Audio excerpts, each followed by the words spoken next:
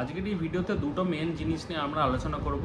আগামীকালে মোহামেডান ম্যাচে মোহনবাগানের স্টার্টিং 11 কী হতে পারে এবং তিনটে সারপ্রাইজ কী থাকতে পারে আগামীকাল মোহনবাগান মোহামেডান ম্যাচে মোহনবাগানের তরফ থেকে। তো ভিডিও শুরু করবার আগে তোমরা যারা চ্যানেলে নতুন অবশ্যই চ্যানেলটাকে সাবস্ক্রাইব করে দেবো। ভিডিও ভালো লাগলে লাইক এবং কমেন্ট করতে কিন্তু ভুলো না। তাহলে দেরি না করে চলো ভিডিওটা শুরু করা যাক। তো আগামীকালে মোহামেডান ম্যাচে নতুন করে কিছু বলার নেই। এই ম্যাচ থেকে 3 পয়েন্ট পেলে মোহনবাগান বা মোহামেডান যেই 3 পয়েন্ট পাক না কেন লিগ টেবিলে ফার্স্ট 5-এর মধ্যে কিন্তু নিজেদেরকে পৌঁছে দিতে পারবে। এবং মোহনবাগানের 3টে ম্যাচে পারফরমেন্স যেহেতু ভালো নয়, তো মোহনবাগানের এই জিনিসটা বা এই মোহামেডান ম্যাচ থেকে 3 পয়েন্ট বা মোহামেডান ম্যাচে মোহনবাগান অ্যাজ আ টিম কীরকম খেলছে সেটা থেকে কিন্তু অনেকটাই আমরা আইডিয়া পাবো যে আগামী ম্যাচটাতে মোহনবাগানের কম্বিনেশনটা কীরকম হতে পারে। তো আমরা আমাদের মতো একটা স্টার্টিং 11 ডিসাইড করেছি এবং হোপফুলি তোমরাও এটা অ্যাগ্রি করবে যে এরকম একটা ফরমেশনই কিন্তু আগামীকাল হোসে মলিনা আমাদের টিমকে মাঠে নামাবে। তো প্রথমে বিশাল কায়েদ অ্যাজ আ গোলকিপার। বিশাল কায়েদের ব্যাপারে মনে রাখতে হবে যে বিশাল কায়েদ কিন্তু অলরেডি 2টো ইয়েলো কার্ড দেখেছে এবং দুটোই কিন্তু টাইম ওয়েস্টিংয়ের জন্য। ডিফেন্সের যা অবস্থা তাতে আমরা মনে হয় না যে 3 ডিফেন্সে যাব, তো 4 ডিফেন্স নিয়েই আমরা এগোচ্ছি। সেক্ষেত্রে Ashis Roy right back, Subhashis Bose left back এবং দীপেন্দু এবং টম অ্যালড্রিডকে কিন্তু আমরা সেন্টার ব্যাক হিসেবে দেখব।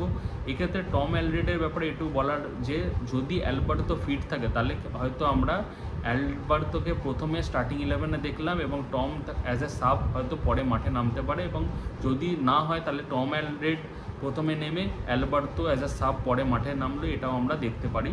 তো মোটামুটি 4 ডিফেন্স ফাইনাল। তো মাঝ মাঠে 4 জন প্লেয়ারকে যদি আলোচনা করি তাহলে স্টুয়ার্ট বাদ দিয়ে অবশ্যই লিস্টন কোলাসো লেফট উইং এবং তার সাথে আপুইয়া এবং অভিষেক সূর্যবংশী অর অনিরুদ্ধ থাপা অর দীপক টাংরি, এই প্লেয়ারগুলোর মধ্যে একজনকে আমরা মাঝ মাঠে দেখতে পারি। এবং স্টার্টিং 11-এর মধ্যে কিন্তু 4-4-2 যদি ফরম্যাট হয় তাহলে 4-4-2-এর ক্ষেত্রে কামিংস এবং ম্যাকাকে শুরু থেকে স্টার্ট করানো হোক, যাতে একটু প্রেসিং ফুটবল বা ডিফেন্সের সাথে অ্যাটাকিংও জোর দেওয়া যায়। আদারওয়াইজ 4-5-1 ফরম্যাটে খেললে শুধু কামিন্সকে দিয়ে স্টার্ট করানো হোক বা ম্যাকাকে দিয়ে স্টার্ট করানো হোক এবং পরিবর্তে কামিন্স পরে নামুক বা ম্যাকা নামুক, এনিওয়ান। তো এই মোটামুটি 4-5-1 বা 4-4-2 ফরমেশনে মোহনবাগানের স্টার্টিং 11 কালকের ম্যাচের জন্য হতে পারে। এর সাথে 3টে সারপ্রাইজ যেটা আমরা বলেছিলাম, 3টে সারপ্রাইজের মধ্যে প্রথম সারপ্রাইজ যেটা অবশ্যই আশিক কুরুনিয়ানকে হয়তো কালকে মাঠে প্রথমবারের জন্য দেখতে পারি।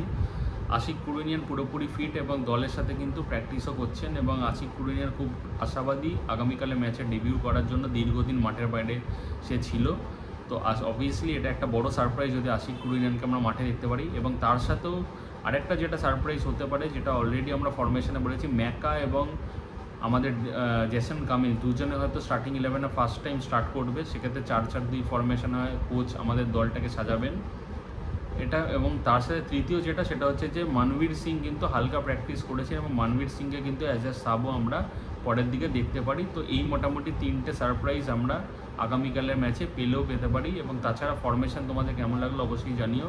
ভিডিও কেমন লাগছে অবশ্যই তোমরা ফিডব্যাকের মাধ্যমে আমাকে জানিও। চ্যানেল সাবস্ক্রাইব না করা থাকলে অবশ্যই সাবস্ক্রাইব করে দিও। ততক্ষণের জন্য টাটা, গুড নাইট এবং জয় মোহনবাগান।